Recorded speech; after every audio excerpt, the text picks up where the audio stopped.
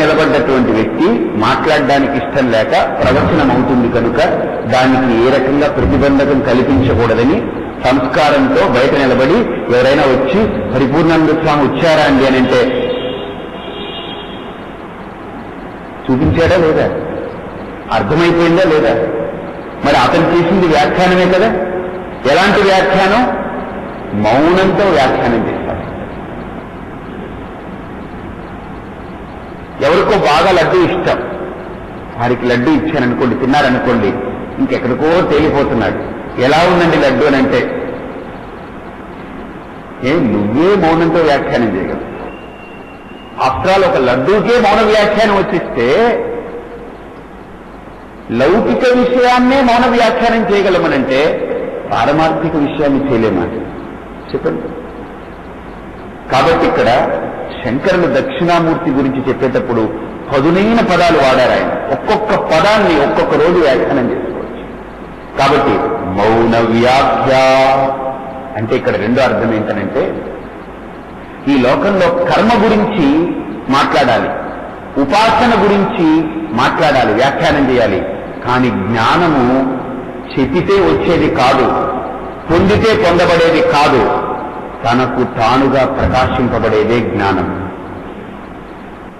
గుర్తుపెట్టుకోండి. కర్మ అక్కడ బ్రహ్మగారు కూర్చోవాలి, ఏమండి ఆచమనం చేయండి, కేశవాయ స్వాహ, నారాయణాయ స్వాహ, మాధవాయ స్వాహ అని చెప్తుంటారు. మనం చేస్తూ ఉంటాం. కర్మకి ఆయన చెబుతూ ఉంటారు, మనం చేస్తూ ఉంటాం. ఉపాసనకి ఆయన చెబుతారు, మనం చేస్తాం. కానీ జ్ఞానానికి చెప్పేవాడు వినేవాడు వీళ్ళిద్దరూ పడిపోతేనే జ్ఞానం పరిపూర్ణమవుతుంది. అందుకనే శంకరులు కూడా నిర్వాణ షట్కంలో నగురు నైవ శిష్య చిదానంద రూప శివోహం శివోహం. అయితేనండి జ్ఞానానికి చెప్పేవాడు వినేవాళ్ళు ఇద్దరు పడిపోవాలంటున్నారు కదా, మరి ఇప్పుడు మీరు చెప్పడం మానేసి మేము వినడం మానేస్తే జ్ఞానం కలగదుగా. దాన్ని ఆపాదిత జ్ఞానము అని అంటారు. అంటే నేను చెప్పగా మీరు వింటున్నారు చూసారా, ఈ జ్ఞానం కేవలం వృత్తిజన్య జ్ఞానం, అంటే మీకు తెలియపరచడానికి మాత్రమే. కానీ దాన్ని మీరు స్వానుభవంలోకి తెచ్చుకునేటప్పటికీ ఆ స్వానుభవంలో నేను మీరు అనే రెండు ద్వైతాలు పడిపోయి ఎక్కడైతే అఖండమవుతుందో అదే జ్ఞానం. ఆ జ్ఞానాన్ని ఎవడు పుట్టించలేడండి. ఒకడు పుట్టిస్తే పుట్టేది జ్ఞానం కాదు, ఒకడు పుట్టించుకోవాలనుకుంటే తపన పడి పుట్టేది జ్ఞానం కాదు, లోపల ప్రకాశించేదే జ్ఞానం. ఒకప్పుడు వచ్చి ఒకప్పుడు పోతే అది జ్ఞానం కాదు, శాశ్వతమైనది జ్ఞానం, సనాతనమైనటువంటిది జ్ఞానం. కాబట్టి ఒకడొచ్చి పుట్టిస్తాడు, ఇంకొకడు పుట్టించుకున్నాడు. మా గురువు గారు జ్ఞానం పుట్టిస్తారండి, మేము జ్ఞానాన్ని పుట్టించుకుంటామండి. ఏం తల్లి తండ్రి ఏం సంసారం అయితే ఏమన్నా సంసారం చేయాలా? పిల్లల్ని పుట్టించినట్టు ఈ జ్ఞానాన్ని తల్లి తండ్రి గురువు శిష్యులు ఇద్దరు కలిపి పుట్టించుకోవాలా? నో. విద్యని పుట్టించుకోవాలి. ఆచార్య పూర్వ రూపం అంతేవాత్యుత్తర రూపం విద్యా సంధి వాక్ సంధి ప్రవచనగుం సంధానం ఇత్యది విద్యం. ఉపనిషత్ అంటుంది విద్యను పుట్టించుకోవచ్చు, కానీ జ్ఞానాన్ని ఎవడూ పుట్టించలేడు. మీకు ఒక చిన్న ఎగ్జాంపుల్ చెప్తాను. H2O అని ఒక ఈ టెర్మినాలజీ రాశారు ఆయన. సైంటిఫిక్ టెర్మినాలజీ, ఒక సూత్రం, ఒక ఫార్ములా. H అంటే హైడ్రోజన్, O అంటే ఆక్సిజన్, దానికి ఇన్ని రెండు ఉండాలి, ఇలా కలిపితే నీరు వస్తుంది అని గుర్తుపెట్టుకోండి. H2O వాటర్ అన్నారు కదా. H2O అనేటువంటి శబ్దాన్ని ఉత్పత్తి చేయగానే లోపల నీళ్లు కలిగింది కదా మీకు. H2O అనే శబ్దం ఏమిటి, నీళ్లు అనే పదార్థం ఏంటి, ఏమైనా సంబంధం ఉందా? లేదు. కానీ దీన్ని మాట్లాడగానే అది ఉత్పత్తి అయింది చూసారా లోపల, అది జ్ఞానం. ఇప్పుడు నేను మీకు చెప్తున్నాను, మీరు దేహం కాదు, మనస్సు కాదు, ఇంద్రియాలు కాదు, ప్రాణం కాదు, చిత్తం కాదు, అవి కాదు, ఇవి కాదు, అన్ని చెప్తున్నాను. మీరు అన్ని వింటున్నారు. ఎందుకని? దేహం తెలుసు మీకు, మనస్సు తెలుసు, బుద్ధి తెలుసు, ప్రాణం తెలుసు, చిత్తం తెలుసు, ఇంద్రియాలు తెలుసు, ఇవి చేసే గడబడులన్నీ తెలుసు మీకు. కాబట్టి ఇవి నేను కాదనుకుంటారు. కానీ నేను ఎవరు అని ఒక ప్రశ్న వేసినప్పుడు మీరు ఆత్మ చైతన్యము అన్నప్పుడు అదొకటి తెలియట్లేదండి మాకు. ఎందుకని? ఆత్మ తెలుసుంటే తెలియదని చెప్పరుగా మీరు. స్వామీజీ మీరు అన్నట్టు ఇవన్నీ నేను కాదని తెలుస్తున్నాయండి, కానీ నేను ఆత్మ చైతన్యం అనే దగ్గరికి వచ్చేటప్పటికి వెతుకుతున్నానండి, నాకేం దొరకట్లేదండి. అక్కడ అనుమానం ఏర్పడుతుంది. కారణం ఏంటంటే అజ్ఞానం అంత దట్టంగా ఉంటుంది, ఏమీ అనుమానం లేదు. కాబట్టి ప్రకృతిలో వచ్చేటువంటి చిన్న చిన్న ప్రతిబంధకాలకి మనం వెంటనే కూర్చుండిపోయి అబ్బబ్బే ఇంకెందుకు లేండి ఇవి అనుకుంటే ఇంకెక్కడ సాధన అవుతుంది? అవదు. కాబట్టి హరి మీద గిరిపడ్డారు, గిరి మీద హరిపడ్డారు. మనకు సామెత ఉంది కదండి, వదిలిపెట్టకుండా నిలబడగలిగితేనే సాధకుడు అవుతారు. మనకు కావాలనుకుంటే ఆ సాధన చెయ్యాలి. ఇప్పుడు అదే ఎవరితో పెళ్లి అనుకోండి, ఉదయం వర్షం పడుతున్నా గుడిగేసుకునో ఇంకోటి వేసుకునో మేకప్ చెరిగిపోకుండా, బట్టలు నలిగిపోకుండా, జుట్టు ఎక్కడ చెరిగిపోకుండా జాగ్రత్తగా వెళ్ళొచ్చేస్తామా లేదా? అంత తపన, పెళ్లికే ఒక తపన ఉన్నప్పుడు ఇది మన కళ్యాణం, ఇది అది లోకంలో ఒక మూల జరిగే కళ్యాణం, దానికే ఇంపార్టెన్స్ ఇస్తాం మనం. ఇది నా ఉన్నతి, నా అభ్యున్నతి, నా కళ్యాణం, ఇది దానికి ఇంకెంత ఇంపార్టెన్స్ ఇవ్వాలి. కాబట్టి ఇక్కడ కూడా మౌనము అనేటువంటిది, వ్యాఖ్యానము అనేటువంటిది శాస్త్రం అంటుంది, ఒక అద్భుతమైన కోణంతో మాట్లాడుతుంది. జ్ఞానాన్ని ఎవరూ పుట్టించలేడు, జ్ఞానం స్వయం ప్రజ్ఞ కలిగింది జ్ఞానం. కానీ ఆ జ్ఞానాన్ని మనం పొందడానికి, ఆ జ్ఞానాన్ని గుర్తించడానికి, గుర్తుపెట్టుకోండి, మనకు ఒక ఉపాధి, ఒక ఉపాయం కావాలి. ఒక చీకటి గదిలో ఒక అతను అన్నాడు, ఒరే వజ్రం పెట్టున్నానురా చీకటి గదిలో, వెళ్ళి తెచ్చుకో అన్నాడు. ఆ గదంతా చీకటిగా ఉంది, వాడికేం కనబడట్లేదు. బాగా చూడండి, వాడికేం కనబడట్లేదు, కళ్ళు అసలు ఏమి వాడికి అర్థం కావట్లేదు, అంత చీకటిలో ఉన్నాడు వాడు. బయటకు వచ్చాడు, ఏముంది స్వామీజీ చీకటి గదిలో వజ్రం ఉందన్నారు, తెచ్చుకోమన్నారు, నేను బాధల్లో ఉన్నాను, మంచి పని చెప్పారు, అక్కడ ఏం కనబడట్లేదండి అన్నాడు. ఓహో సరే, ఒక చిన్న టార్చ్ లైట్ ఇచ్చాడు, అది పట్టుకున్నాడు, లోపలికి వెళ్ళాడు, మళ్ళీ తిరిగి వచ్చాడు, ఏమండి అక్కడ ఏమీ కనబడట్లేదండి, ఏమీ లేదు. ఏమీ లేదా అంటే ఏదో ఒక మూల కొండ బోర్లించుందన్నారు. ఆ కొండని తొలగించి చూడన్నాడు. వెంటనే టార్చ్ లైట్ తీసుకెళ్లాడు, ఆ కొండను పక్కకు తప్పించాడు. విపరీతమైన కాంతి, గదంతా మెరుస్తూ ప్రకాశిస్తూ ఉంది. ఇప్పుడు ఆ టార్చ్ లైట్ అవసరం అంటారా? నో. వజ్రాన్ని మెరిపించడానికి టార్చ్ లైట్ వేస్తే మెరుస్తుందా వజ్రం? నో, స్వయం ప్రకాశం. కానీ స్వయం ప్రకాశంగా వెలుగుండేటువంటి వజ్రాన్ని ఒక కుండ ఆచ్ఛాదన చేసింది. ఇప్పుడు మనం చేయవలసిందల్లా ఏంటంటే, ఆ చీకటి గదిలో కుండ ఎక్కడుందో గుర్తించడానికి ఒక లైట్ కావాలి. కుండను తప్పించేంత వరకు లైట్ ఉపయోగపడుతుంది.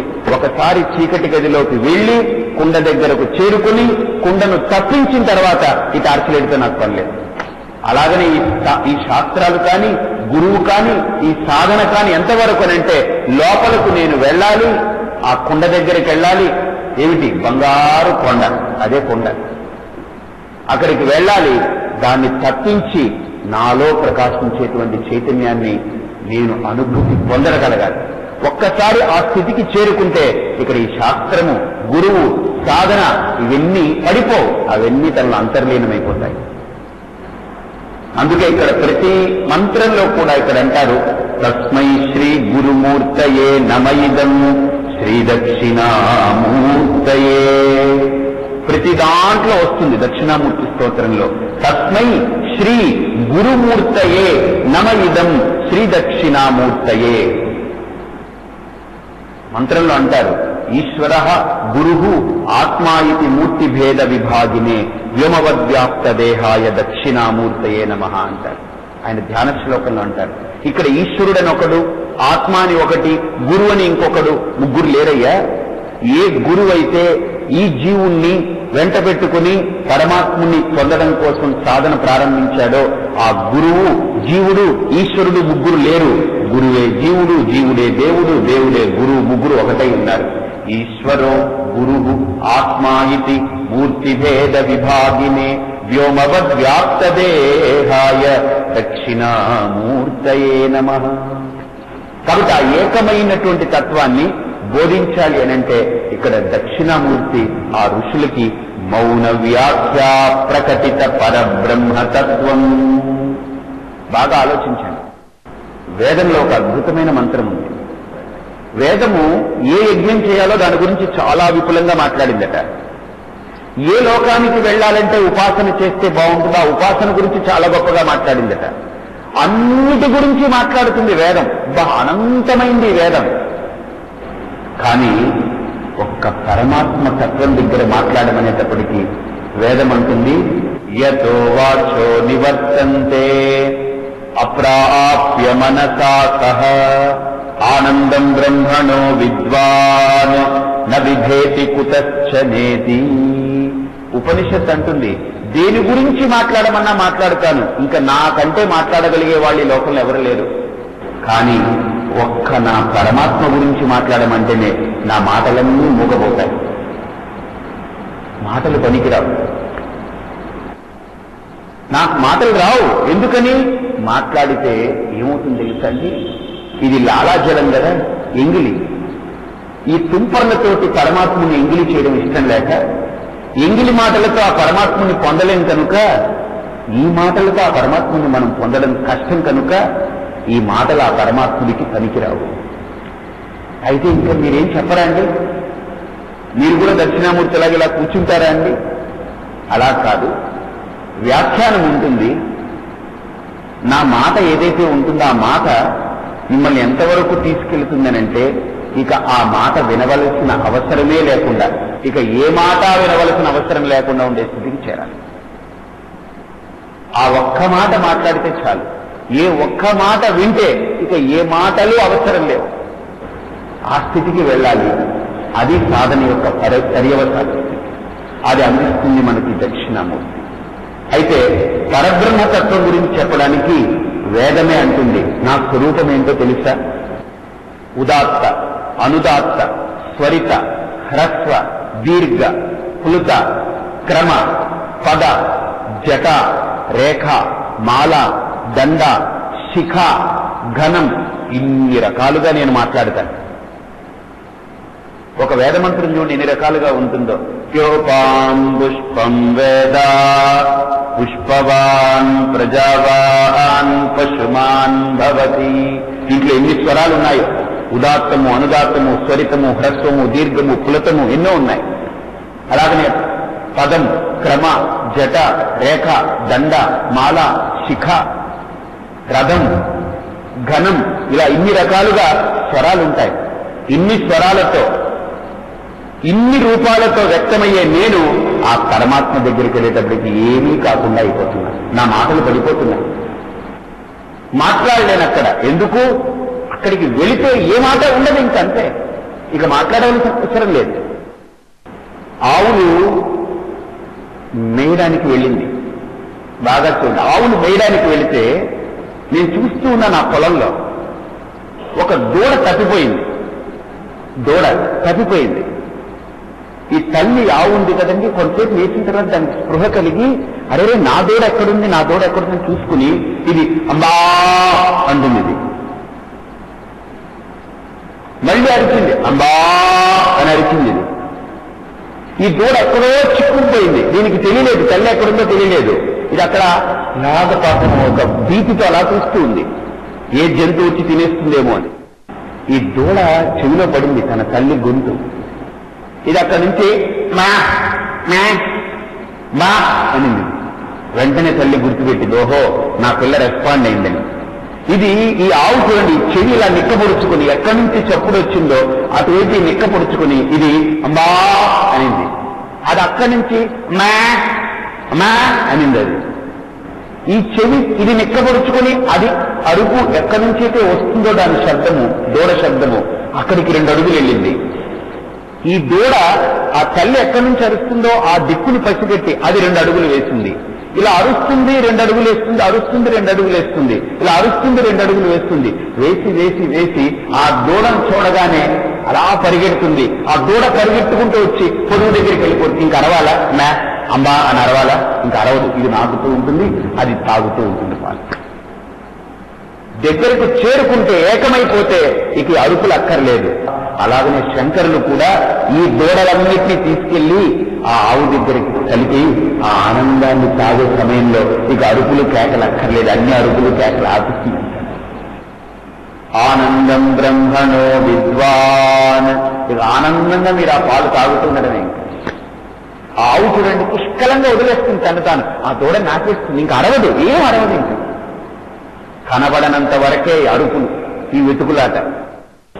ఇక్కడ వేదం అంటుంది మనకు అర్థం కానంత వరకే ఈ కర్మ, ఉపాసన, వీటి గురించి వ్యాఖ్యానాలు, ప్రవచనాలు, బల్ల గుద్దేయడాలు, అరుపులు, కేకలు, దీపత్సాలు, సాధన, గీదన, బోధన, ఇవన్నీ కూడా ఒక్కసారి ఆ స్థితికి తగిలితే, ఈ జీవుడు కనుక ఆ స్థితిని ఒక్కసారి ఆస్వాదిస్తే, అక్కడికి వెళ్ళిపోతే ఆనందం బ్రహ్మణో విద్వాన్ న విభేతి కుతశ్చనేతి.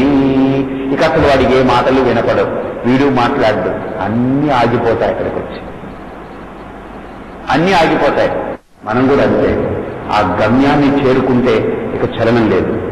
యద్గత్వా న నివర్తంతే తద్ధామ పరమం మమ మమైవాంశో జీవలోకే జీవభూత సనాతనః మనశ్శష్టానీంద్రియాణి ప్రకృతిస్థాని కరిషతి శరీరం యదవాప్నోతి యచ్చాప్యుత్క్రామతీశ్వరః గృహీత్వైతాని సంయాతి వాయుర్గంధాని వాసయ శ్రోత్రం చక్షుః స్పర్శనం చ రసనం ఘ్రాణమేవ చ అనిష్టాయ మనశ్చాయం విషయానుపసేవతే ఉత్క్రామంతం స్థితం వాపి భుంజానం వా గుణాన్వితం విమూఢాః నానుపశ్యంతి పశ్యంతి జ్ఞానచక్షుషా.